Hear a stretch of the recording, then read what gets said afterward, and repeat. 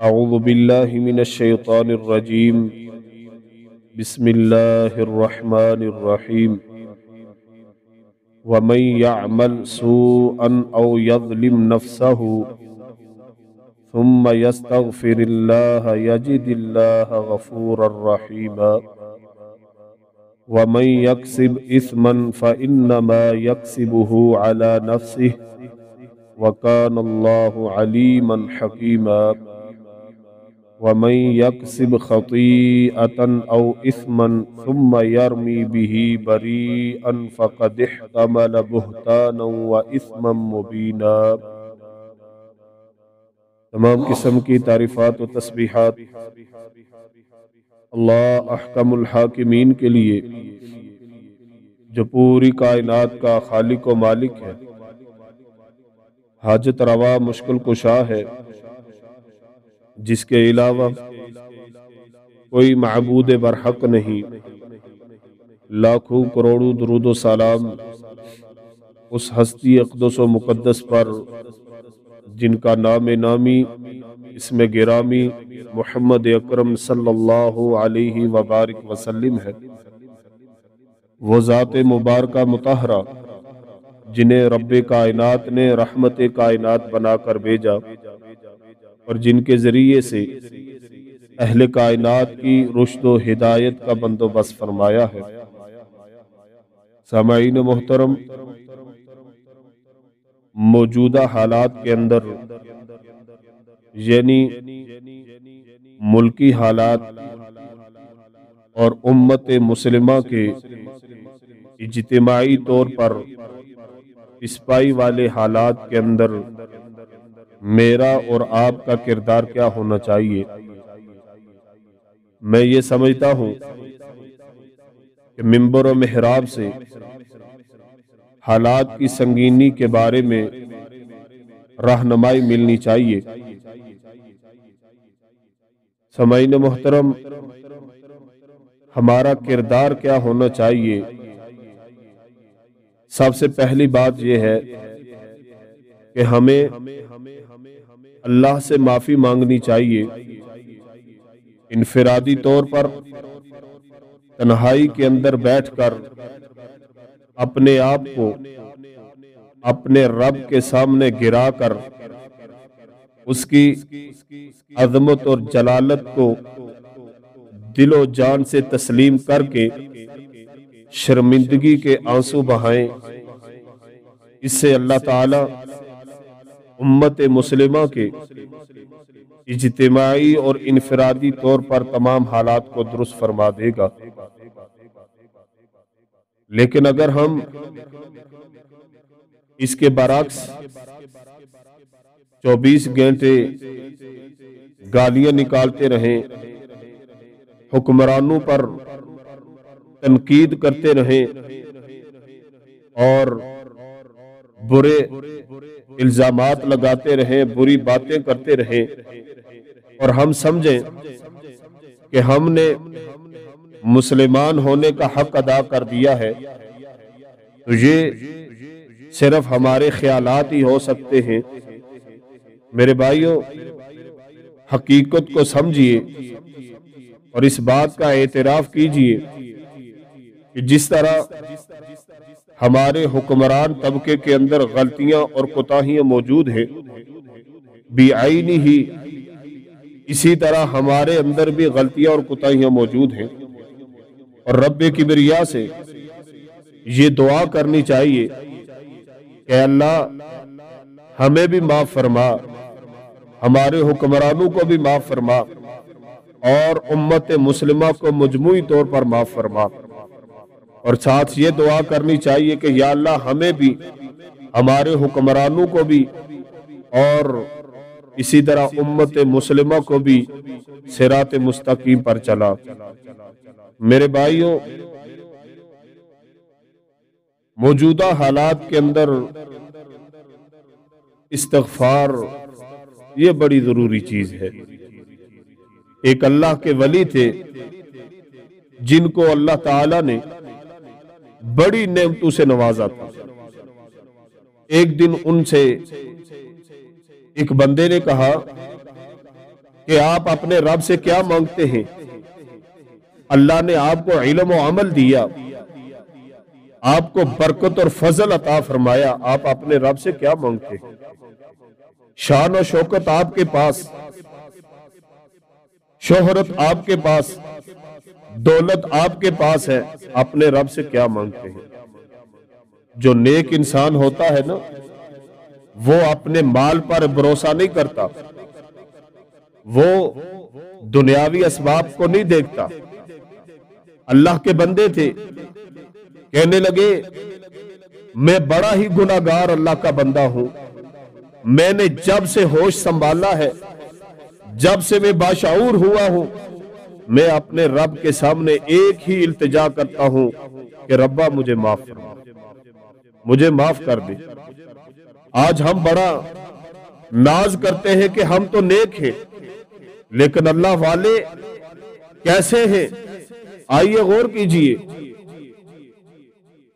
محمد دین مجاہد آبادی رحمت اللہ علیہ نے ایک دن صوفی عبداللہ مامو کانجن والے بڑے مشہور ہیں، جن کے بارے میں یہ مشہور تھا کہ یہ جب بھی دعا کرتے ہیں ان کی دعا کبھی رد نہیں ہوتی، بڑے اللہ کے نیک بندے تھے۔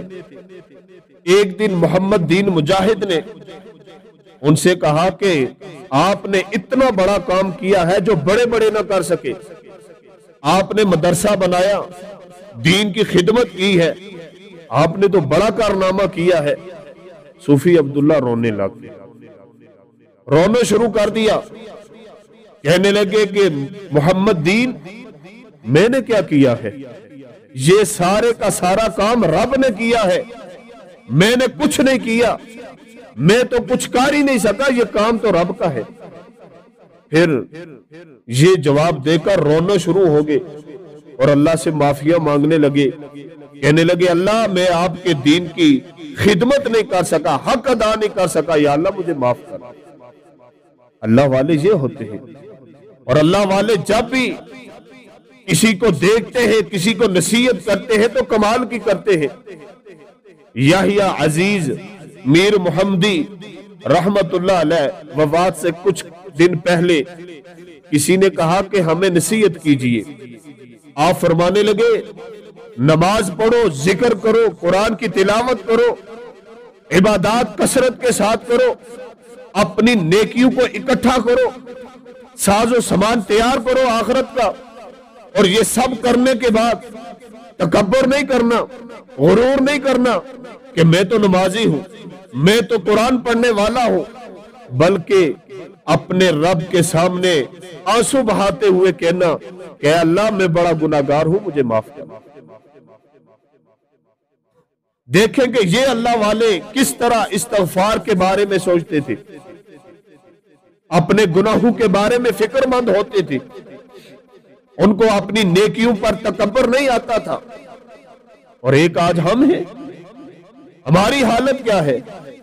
نماز پڑھتے ہیں، دوسرے کو نشانہ بنا لیتے ہیں کہ میں بڑا نمازی ہوں، میں بڑا قرآن پڑھنے والا ہوں، میں بڑا صدقہ کرنے والا ہوں، میں تو قرآن کا باہر ہوں، میں تو ایک عالم دین ہوں، میرے اندر خطابت کا ایک ہنر پایا جاتا ہے۔ ہم لوگوں کو نشانہ بنانا شروع کر دیتے ہیں۔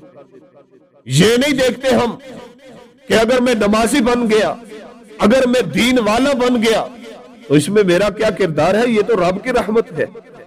میرے بھائیوں، میں آج اگر یہاں پہ کھڑا ہو کر آپ کو دین کی تبلیغ کر رہا ہوں تو اس میں میرا کیا کمال ہے؟ اس میں میرا کیا کمال ہے؟ یہ تو رب کی عطا کی ہوئی چیز ہے نا، وگرنہ آپ تو یہاں بیٹھ کر قرآن سننے کے لیے آئے ہیں۔ اگر میرے رب کا مجھ پر فضل نہ ہوتا تو ہو سکتا ہے کہ میں یہاں بھی نہ آتا، بازار کے اندر دھکے کھا رہا ہوتا۔ یہ رب کی کرم نوازی ہے۔ اس لیے میرے بھائیوں، جب بھی کوئی عبادت کرو، جب بھی کوئی نیک کام کرو تو اس کے اوپر اللہ کا استغفار اور زیادہ کرو کہ اللہ جتنی توفیق تو نے دی ہے یہ تیرا احسان ہے، اس کو قبول کر لے، اور جس کی نہیں مل رہی یا اللہ میری غلطی ہے، یا اللہ میں تجھ سے معافی مانگتا ہوں۔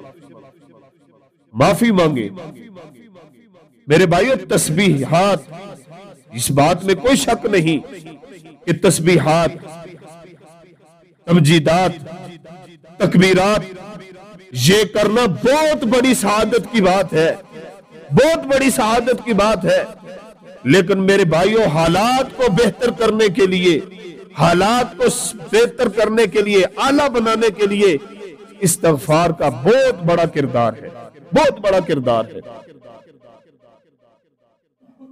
علامہ ابن قیم رحمہ اللہ نے اپنی کتاب الوابل السیب اس کے اندر لکھا ہے کہ ایک عالم دین سے سوال کیا گیا کہ ہمیں یہ رہنمائی دی جائے کہ تسبیحات کہنا افضل ہے یا استغفار؟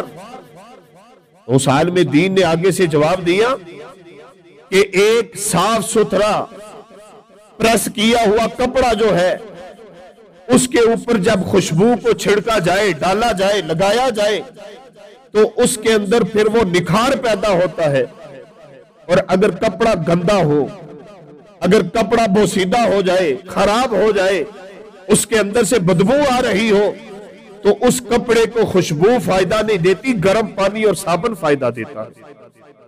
علامہ ابن قیم کہتے ہیں میں نے اپنے استاد شیخ الاسلام ابن تیمیہ رحمہ اللہ سے کہا، یہ بات بیان فرمائی، آپ کہنے لگے کہ ہمارا من تو گناہوں سے کبھی صاف ہوتا ہی نہیں، لمحہ با لمحہ ہم گناہ کرنے والے لوگ ہیں، لہذا ہمیں گرم پانی اور صابن کی ضرورت ہے۔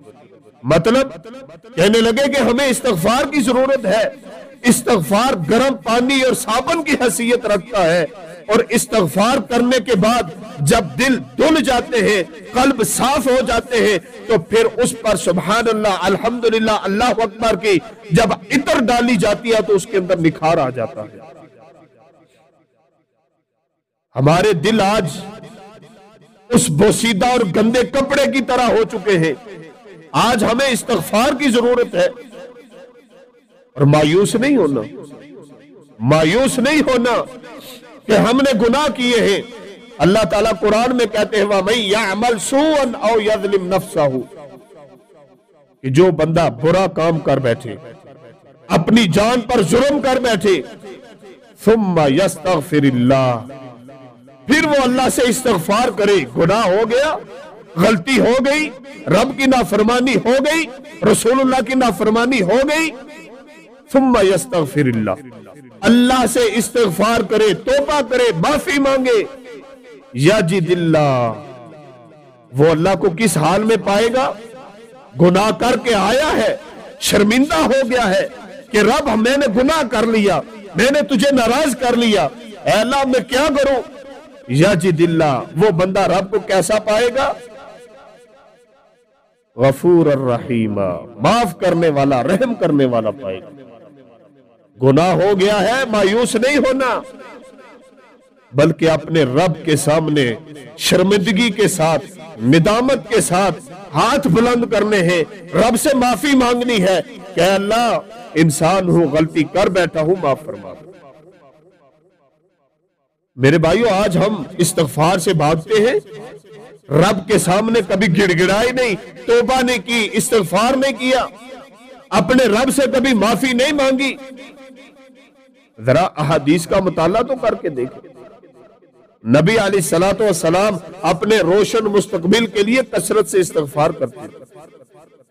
حدیث میں آتا ہے نبی علیہ الصلوۃ والسلام ایک ایک دن کے اندر 70 سے زائد مرتبہ اللہ سے توبہ اور استغفار کیا کرتے تھے۔ رسول اللہ صلی اللہ علیہ وسلم گناہ نہیں کرتے تھے، برائیوں سے بچنے والے، گناہ سے نفرت کرنے والے، اللہ کی نافرمانی سے بھاگنے والے، اللہ کی اطاعت کی طرف بھاگ دوڑ کرنے والے، اس کے باوجود دن میں 100 مرتبہ استغفار، 100 مرتبہ رب سے معافی مانگنا۔ اور ہماری حالت کیا ہے؟ ہم کس طرف جا رہے ہیں کہ لمحہ با لمحہ گناہ ہمارے ہیں، لیکن معافی ہمارے اندر نہیں ہے۔ ہمارا کردار آج ابلیس والا بن چکا ہے، آدم والا نہیں۔ آدم سے بھی غلطی ہوئی، ابلیس سے بھی غلطی ہوئی، آدم نے معافی مانگی، ابلیس اکڑ گیا۔ اور ہمارا کردار کیا ہے؟ کیا ہم آدم کی طرح جھکنے والے ہیں یا ابلیس کی طرح اکڑ جانے والے ہیں؟ کبھی غور کیا ہے ہم نے؟ نبی علیہ الصلوۃ والسلام تو استغفار کرتے تھے. مسند احمد کے اندر حدیث ہے کہ ان رسول اللہ صلی اللہ علیہ وسلم قام فی الکعبہ فسبح وکبر ودعا اللہ. نبی علیہ الصلوۃ والسلام کعبے میں کھڑے ہیں، اللہ کی تسبیح کی، تکبیر کی، دعا کی، واستغفر، پھر اللہ سے رسول اللہ صلی اللہ علیہ وسلم نے توبہ کی، استغفار کیا، معافی مانگی. رسول اللہ صلی اللہ علیہ وسلم کی تو یہ حالت ہے، رب سے معافیاں مانگ رہے ہیں کہ اللہ مجھے معاف فرما دے.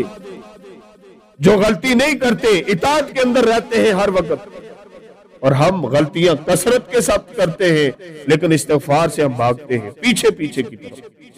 پھر ہم کہتے ہیں کہ ہمارے اوپر سختیاں ہیں، یہ مصائب ہیں، وہ مصائب ہیں. میرے بھائیو، آج جو ہمارے حالات ہیں، ملک کے حالات یا امت مسلمہ کے جو حالات ہیں، اس کے ذمہ دار ہم خود ہیں. ہماری اپنی غلطیاں ہیں، ہمارے اپنے ہاتھوں کے اعمال ہیں. یہ ہم کیا نہیں کرتے؟ چوری ہمارے اندر پائی جاتی ہے، ڈاکہ ہمارے اندر پایا جاتا ہے، دو نمبری ہم کرنے والے، ملاوٹیں ہم کرنے والے، اپنے مسلمان بھائی کو دھوکہ دینے والے ہم، شراب پینے والے، زنا کرنے والے آج ہم بن چکے، قتل کرنے والے ہم بن چکے ہیں. میرے بھائیوں، آج ہمارے خون صاف ہو چکے ہیں، کسی کی بھی ہمدردی ہمارے دل میں نہیں پائی جاتی، ظلم کی انتہا چل رہی ہے. آج تو اگر اخبارات کو دیکھا جائے، رپورٹس کو دیکھا جائے، تو انسان کا سر شرم سے جھک جاتا ہے کہ کہیں پہ باپ بیٹی سے جو ہے نا زنا کر رہا ہے، کہیں پہ بیٹے اپنے باپ کو بند کمرے کے اندر ڈال دیتے ہیں جہاں پہ وہ پخانہ بھی کرتا ہے، کھاتا بھی وہی ہے، سوتا بھی وہی ہے. کہیں پہ یہ جو راولہ کوٹ کا واقعہ نیا پیش آیا، بھائیوں نے، سکے بھائیوں نے اپنے بھائی کو قتل کر کے اس کے ٹکڑے کر دیے. آج ہماری حالت کیا ہے؟ ہم کس کام میں پیچھے رہ گئے ہیں؟ نام تو ہمارا مسلمانوں والا ہے، لیکن کام ہے ہمارا اسلام کے اندر کوئی؟ کیا کردار ہے ہمارا اسلام کے اندر کوئی؟ کون سا جرم ہے جو آج ہم نہیں کر رہے؟ والدین کو ستانا، والدین کو ناراض کرنا، والدین کو دھکے دینا ہمارا کام؟ آج کون سا کام ہے جو ہم نہیں کر رہے؟ اللہ کے ساتھ شرک کرنا، رسول اللہ کی مخالفتیں کرنا، یہ سب برائیاں ہمارے اندر پائی جاتی ہے. پھر ہم کہتے ہیں کہ رب کی پکڑ آ رہی ہے، پھر کہتے ہیں کہ ہماری معیشت ڈاؤن ہو رہی ہے، پھر ہم کہتے ہیں کہ ہمارا ملک تباہی کی طرف جا رہا ہے. میرے بھائیوں، قرآن کا فیصلہ ہے، قرآن کا فیصلہ ہے کہ اگر تم رب کی نافرمانی کرو گے، رب کے ذکر سے منہ موڑو گے، معیشت زنکا، تمہاری معیشت برباد کر دی جائے گی. آج ہم کیا کہتے ہیں؟ جس کو دیکھو، جو جس پارٹی کا وہ کہتا ہے یہ اپنے ملک کے لیے خیر خواہی کر رہے، دوسرے اس کو برباد کرنے میں لگے ہیں. میرے بھائیوں، یہ بات یاد رکھنا، میں پورے یقین کے ساتھ یہ بات کہہ رہا ہوں، ذمہ داری کے ساتھ میں بات کہتا ہوں کہ جب تک ہم اپنے حالات درست نہیں کریں گے، چاہے ہمارے اوپر کوئی عالم دین بھی آئے گا، وہ بھی ظلم کرے گا، کیونکہ معیشت برباد ہوگی، ظلم ہوگا، وہ ہمارے اعمال کی وجہ سے ہے. اگر حکمران برے آتے ہیں تو عوام بھی تو بری ہے، تو حکمران برے آتے ہیں.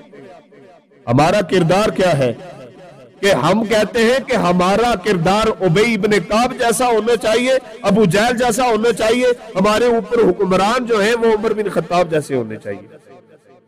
میرے بھائیوں، اگر عمر جیسا حکمران چاہیے تو پھر علی جیسا رعایا میں شامل ہونا بھی پڑے گا. اگر ابو بکر جیسا حکمران چاہیے، پھر عثمان جیسا رعایا میں بندہ بننا پڑے گا. اگر علی جیسا حکمران چاہیے، عثمان جیسا حکمران چاہیے، تو پھر سعد و سعید جیسے رعایا کے اندر لوگ شامل ہونے چاہیے. پھر معیشت بہتر ہوگی، پھر ملکی نظام درست ہوگا. धोखा हम न छोड़े, फ्रॉड हम न छोड़े, जिना हम न छोड़े, गालियां हम न छोड़े, गीबत हम न छोड़े, रब की नाफरमानियां हम न छोड़े। हर लम्हा रब की नाफरमानी हम करें, दीन से दूर भागे हम, दीन वालों को निशाना बनाए हम, और फिर कहें कि हमारे हालात खराब है, तो मेरे भाइयों खराब होंगे और मजीद खराब होंगे। सिर्फ हुक्मरानों को निशाना बनाना, सिर्फ इमरान खान, नवाज शरीफ और जरदारी को निशाना बनाना, ये गलत है। सबसे पहले हम कसूरवार हैं, सबसे पहले हमारी गलतियां हैं। आज महंगाई का रोना रोते हैं, पहले कसूरवार हम लोग हैं। हम सीधे हो जाए तो ये खुद ब खुद सीधे हो जाएंगे, इनकी भी इस्लाह हो जाएगी। हमारा काम क्या है? हम बैठते हैं, कुछ इमरान खान को गालियां निकालते हैं, कुछ नवाज शरीफ को निकालते हैं, कुछ जरदारी को निकालते हैं, और अपने ऊपर नहीं देखते कि हम क्या कर रहे हैं। हमारा किरदार क्या है? क्या हमने कभी इस्लाम की तरफ कदम बढ़ाया है? मुश्किल हालात में इस्तिग़फ़ार को जरूर लाज़िम पकड़ना है। क्या हम इस्तिग़फ़ार करते हैं? इस्तिग़फ़ार की तरफ हमारी तवज्जो है? सैयदना उमर रज़ी अल्लाह तआला अन्हु के दौर के अंदर कहत पड़ गया, बारिशें नहीं हो रही, जमीन बंजर हो रही है। सैयदना उमर रज़ी अल्लाह तआला अन्हु निकले मैदान की तरफ, सहाबाए किराम को साथ लिया, ताबईन को साथ लिया, दुआ करने के लिए जा रहे हैं। साथ नमाज इस्तिस्का पढ़नी है, घर से निकले, इस्तिग़फ़ार शुरू कर दिया, तौबा करते जा रहे हैं। दुआ की, नमाज इस्तिस्का पढ़ के दुआ की अल्लाह से कि अल्लाह उमर को माफ कर दे, अल्लाह उमर के साथियों को माफ कर दे।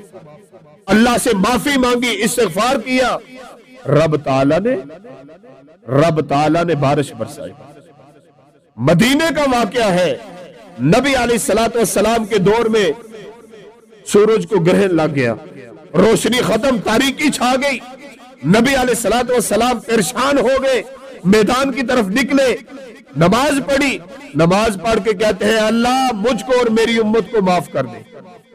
यारो हमारा नबी ये दुआ करता है, मुझे माफ कर दे। और हमने कभी ये काम किया है? अल्लाह ने सूरज की रोशनी को वापस लौटा दिया। क्या हमने कभी इस्तिग़फ़ार किया? क्या हम पर मुश्किल आई, हमने सलातुल हाजा पढ़ा? सलातुल हाजा पढ़ी कभी हमने कि 2 रकअतें पढ़ के अपने रब के सामने हाथ उठाए हो कि रब्बा मैं भी गुनाहगार हूं, हुक्मरान भी गुनाहगार है, या अल्लाह हम माफी मांगते हैं, हमें माफ कर दे। अल्लाह मुल्की हालात को बेहतर कर दे। हर बंदे की जिम्मेदारी बनती है कि इनफरादी तौर पर और इज्तिमाई तौर पर अल्लाह से माफी मांगे, अल्लाह से माफी मांगे अपने गुनाहों की, और आइंदा अपने गुनाहों से पीछे हटने की जो है ना, वो अपने आप को इस बात पर आमादा करे कि मैं पीछे हटूंगा, गुनाह नहीं करूंगा। ये आहद करे कि नेकियां करूंगा, गुनाह नहीं करूंगा, जो हो गए हैं उसकी माफी चाहता हूं। और ये बात मुशरिकीन मक्का को पता चल गई थी कि अल्लाह से इस्तिग़फ़ार करने से अल्लाह ताला माईशत बेहतर करता है। सही बुखारी उठाइए, जब मुशरिकीन मक्का ने नबी अलैहिस्सलातु वस्सलाम को सताया, नबी अलैहिस्सलाम को तकलीफ दी, नबी अलैहिस्सलाम को परेशान किया, नबी अलैहिस्सलातु वस्सलाम मक्का छोड़कर चले गए, तो अल्लाह ताला ने अहले मक्का पर मईशत को तंग कर दिया। उनके अंदर यह हालत हो गई थी, वो हड्डियां खाने वाले बन गए थे, हड्डियां खाकर गुजारा करते, पत्ते खाकर गुजारा करने वाले बन गए। आखिर तंग आकर उन्होंने एक कासिद भेजा नबी अलैहिस्सलातु वस्सलाम की तरफ, कहने लगे अल्लाह के रसूल हमने बड़ा जुल्म किया है, अपने रब से कहिए कि हमें माफ कर दे, हमारे लिए रब से इस्तिग़फ़ार कीजिए। रब ने हालात बेहतर कर दिए। हमें क्यों समझ नहीं आ रही कि इस्तिग़फ़ार से रब मुश्किलात हल करता है, इस्तिग़फ़ार से रब जो है ना मुश्किलों को दूर करके इंसान की मदद और नुसरत फरमाता है। हम इस तरफ नहीं आते। कभी हमने सोचा है फ़कुल तुस्तग़फ़िरू रब्बकुम इन्नहु कान गफ़्फ़ारा युरसिलिस समा अलैकुम मिदरारा।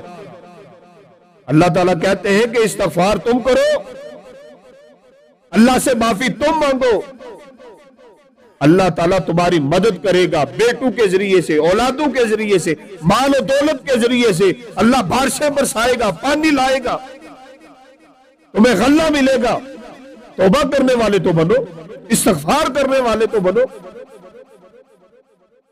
جاؤ نبی علیہ الصلوۃ والسلام کی سیرت پڑھ کے دیکھو، جب بھی مشکل حالات آئے ہیں نبی علیہ السلام نے استغفار کیا ہے۔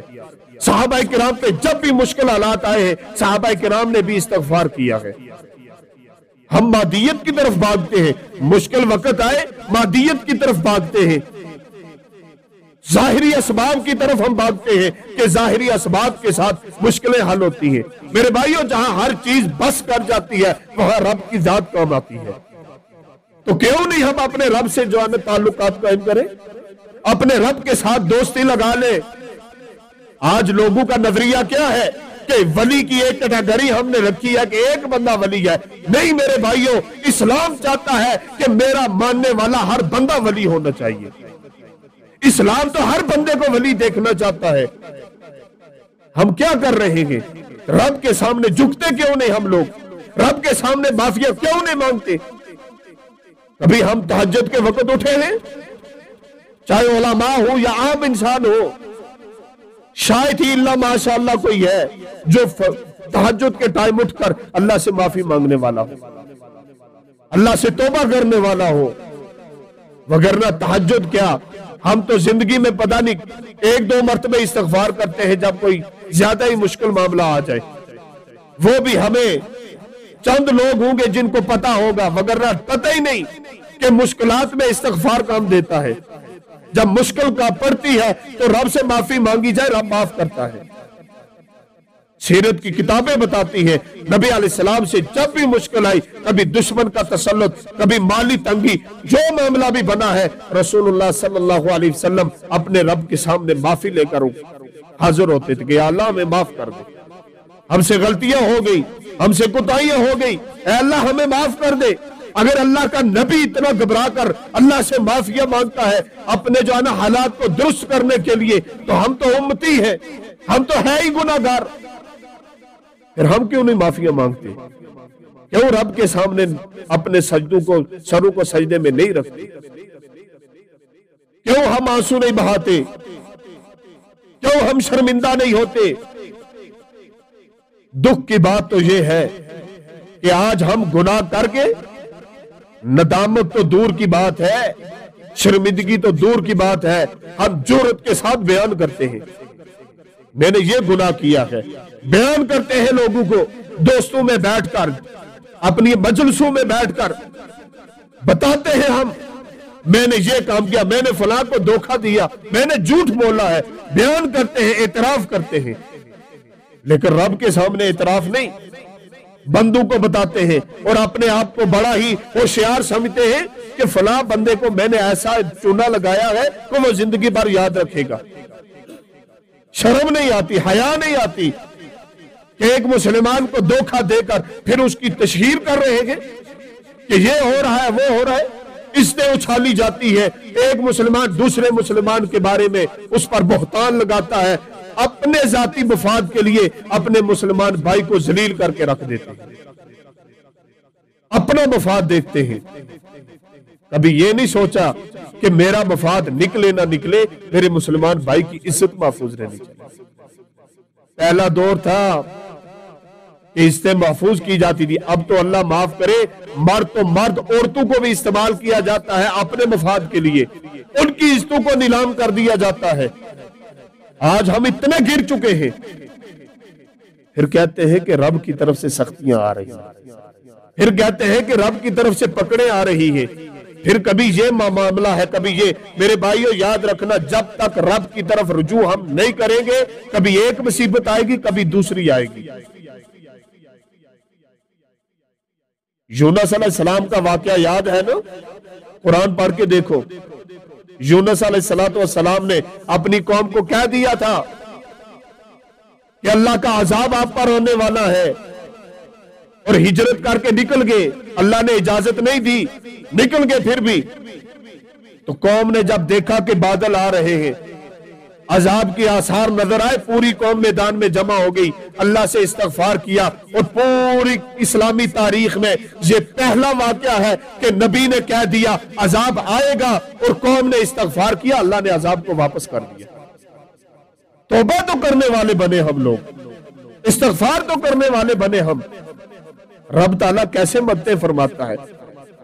میرے بھائیوں، ہمارے بعض لوگ ہوتے ہیں، ان کو یہ کہا جائے، آگے سے کہتے ہیں کہ دیکھو یورپ والے، وہ تو غیر مسلم ہیں، وہ کب اللہ سے معافیاں مانگتے ہیں، ان کے ہاں تو اتنی ریل پیل ہے پیسے کی۔